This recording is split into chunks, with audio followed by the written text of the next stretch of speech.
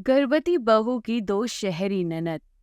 पूजा हंसी खुशी अपने सास ससुर और पति पत्नी की सेवा किया करती थी। पूरा परिवार अच्छे से अपना जीवन यापन कर रहा था। ऐसे ही एक दिन पूजा की सास मंजू पूजा से बोलती है, अरे बहू, रक्षाबंधन पर शहर से तेरी दोनों ननद आ रही है। जरा तैयारी व्यारी कर ले, तुझे तो पता है ना उनका व्यवहार। हाँ जी माँ जी, आप बिल्कुल भी टेंशन मत लो। मुझे पता है दीदी को क्या क्या पसंद है और उनको कैसे खुश किया जा सकता है। मैं तो कुछ तैयार करके रखूंगी उनके लिए पहले से ही। इस बार तो उनको कोई भी शिकायत का मौका नहीं दूंगी, फिर चाहे वे जानबूझकर ही मुझे परेशान करने का मौका क्यों ना ढूंढ ले। सच में तूने बहुत समझदारी वाली बात कही है। तुझे तो पता ही है ना, तेरी ननद शहर में रहती है, तब उनके ठाट बाट थोड़े अलग हो चुके हैं, इसलिए कुछ दिनों की बात है। तुझे थोड़ा मैनेज करना पड़ेगा बहू।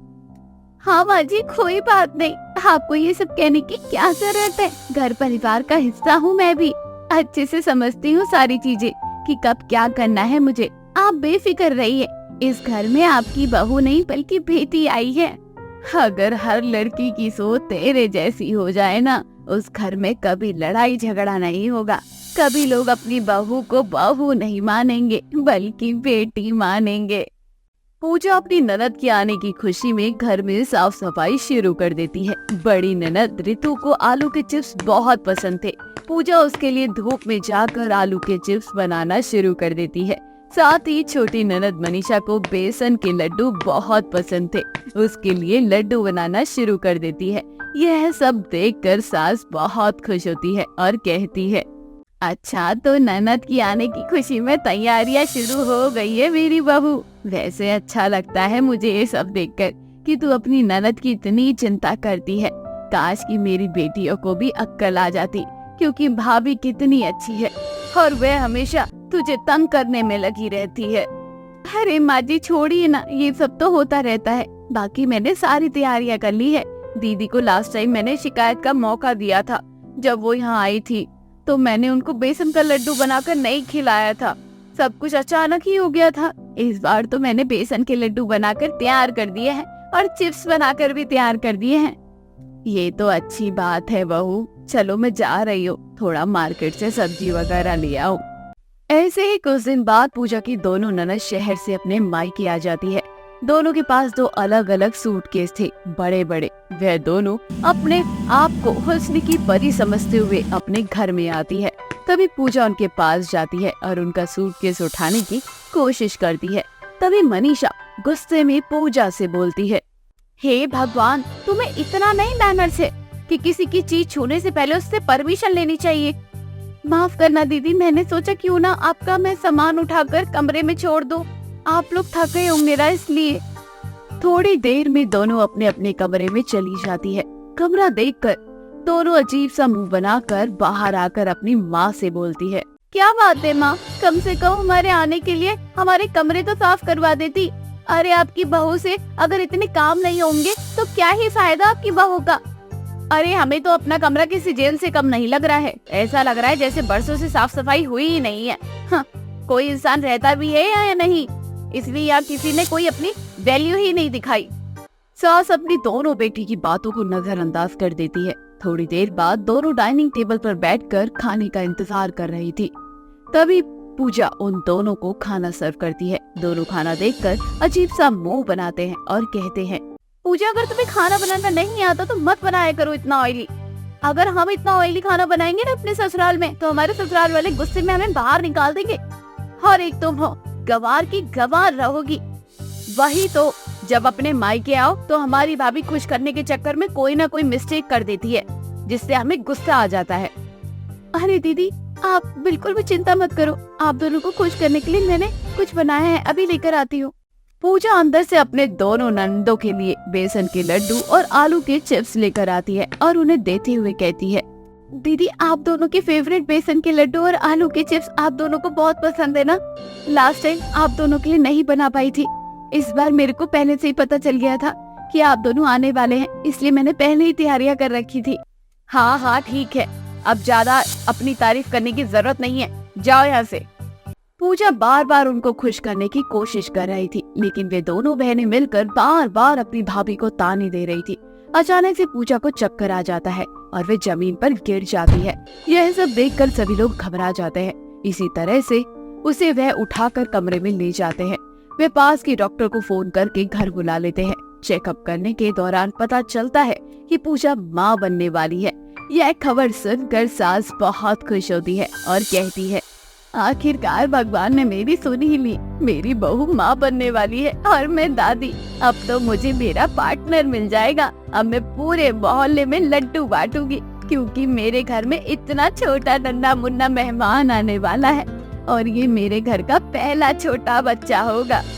अरे माँ बस भी करो, तुम्हारी बहू अनोखी माँ नहीं बन रही है क्या जो तुम इतनी खुश हो रही हो? हाँ? खुश ना हो क्या करूं? पहली बार मेरे घर में कोई छोटा बच्चा आ रहा है।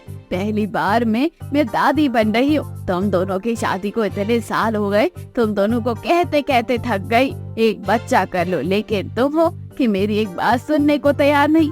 लेकिन मुझे अपनी बहू से पूरी उम्मीद है, वे मेरी हर इच्छा पूरी करती है, इसलिए वे मुझे दादी बना रही है। तुम दोनों मुझे नानी बनाने वाली हो या नहीं हो पता नहीं, तुम्हारा तो फिकर खराब हो जाएगा। हमें बच्चे करना होगा तब हम कर लेंगे।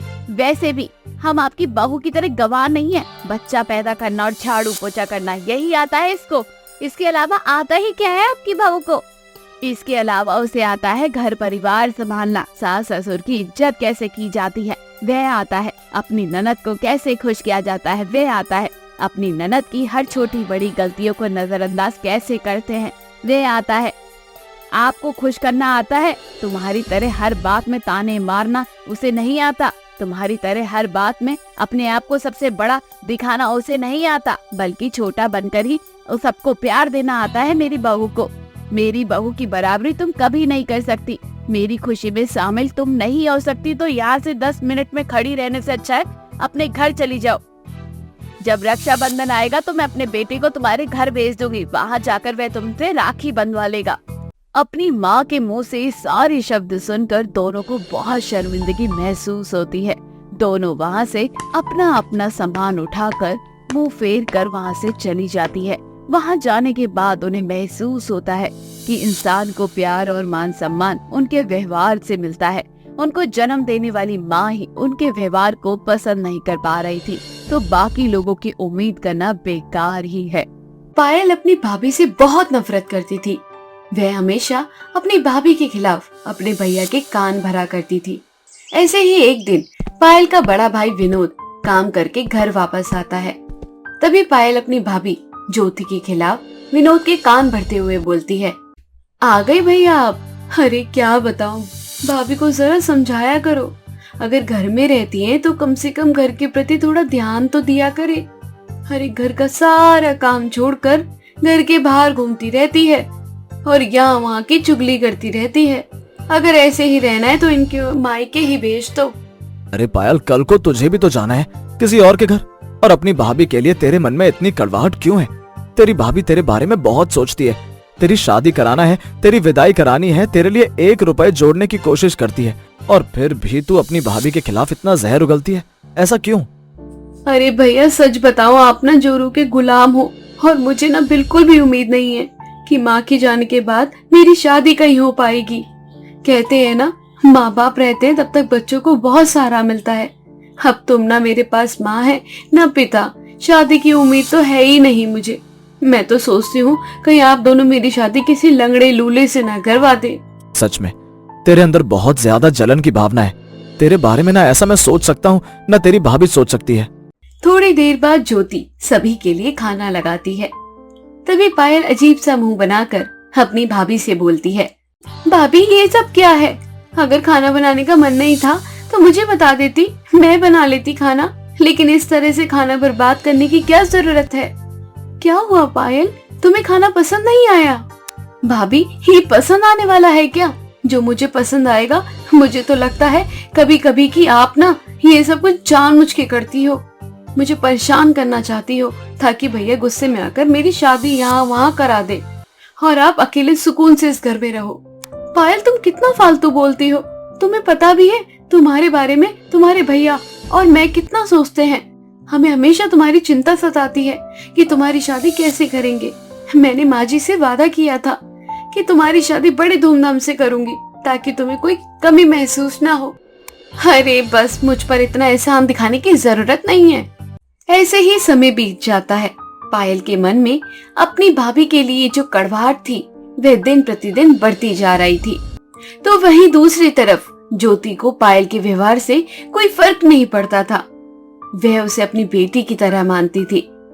ज्योति यहाँ वहाँ पायल के लिए रिश्ता ढूंढना शुरू कर देती है और एक दिन पायल के लिए बहुत बड़े घर का रिश्ता आता है जहाँ पायल को पसंद कर लिया जाता है। हर कुछ ही महीनों बाद शादी का मुहूर्त भी निकाल दिया जाता है। जब ज्योति की शादी की जिम्मेदारी आ जाती है तो घर की जिम्मेदारियों को देखते हुए ज्योति अपने पति विनोद से बोलती है, देखो विनोद, शादी में बस बिल्कुल ही कुछ महीने रह गए हैं और पायल की शादी के लिए हमें बहुत सारी चीजों का इंतजाम करना होगा। मैं तो कहती हूँ कि मैं कुछ दिनों में काम पर लग जाती हूँ। कुछ पैसे आएंगे तो उससे पायल के जेवर बनवा दूंगी और कोई कमी भी नहीं होगी उसकी शादी में। सच में तुम कितना सोचती हो उसके बारे में। माँ की कमी महसूस नहीं होने देती, लेकिन फिर भी मेरी बहन तुम्हारे बारे में इतना ज्यादा बुरा बोलती है।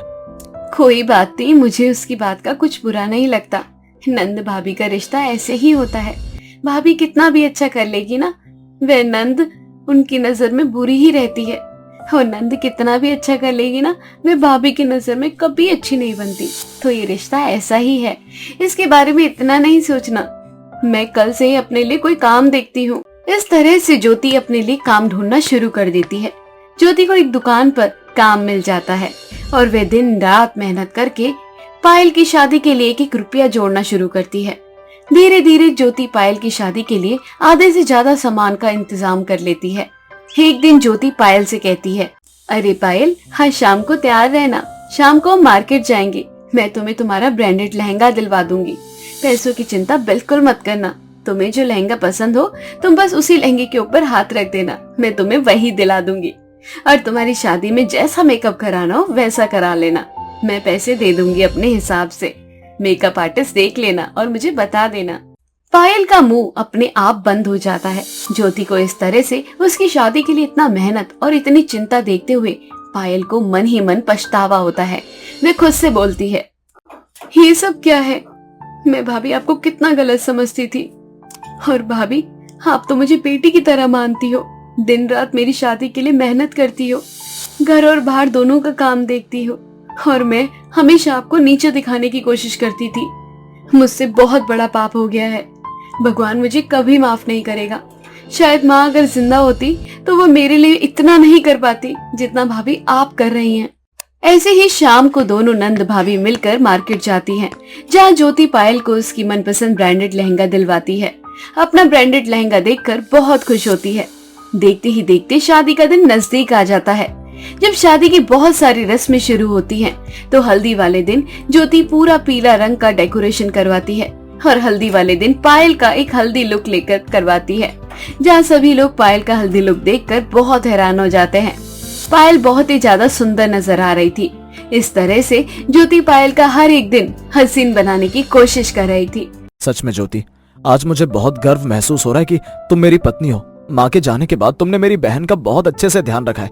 तुम्हारा ये एहसान तो मैं जिंदगी भर नहीं चुका पाऊंगा। अभी कैसे बातें कर रही है? माना कि हम गरीब हैं, लेकिन हम गरीबों को सपना देखने का अधिकार है और उन सपनों को पूरा करने का भी हक है। मेरी खुद की कोई औलाद नहीं है, इसलिए मैंने पायल को अपनी बेटी माना है। पायल की शादी में धूमधाम से करवाऊंगी, कोई कमी नहीं होगी शादी में। तभी पायल रोते हुए आती है और अपनी भाभी से माफी मांगते हुए बोलती है, भाभी मुझे माफ कर दो, मैंने हमेशा आपके साथ बुरा किया है। आज मुझे सच में बहुत शर्मिंदगी महसूस हो रही है। आज मुझे अपने किए पर बहुत पछतावा हो रहा है। आज आपने साबित कर दिया कि अब मेरी भाभी नहीं, आप मेरी माँ हो। साबित क्या करना है पायल, मैं तो तेरी माँ ही हूँ और कुछ ही दिन रह गए हैं। मेरी बेटियां विदा होने वाली है। देखते ही देखते शादी का दिन नजदीक आ जाता है। शादी वाले दिन पायल बहुत ही सुंदर तरीके से मंडप में तैयार होकर आती है। ज्योति ने ही शादी का पूरा अरेंजमेंट बहुत खूबसूरत तरीके से किया था। सभी लोग पायल की शादी देखकर बहुत खुश होते हैं और अपना आशीर्वाद देकर पायल को विदा कर देते हैं।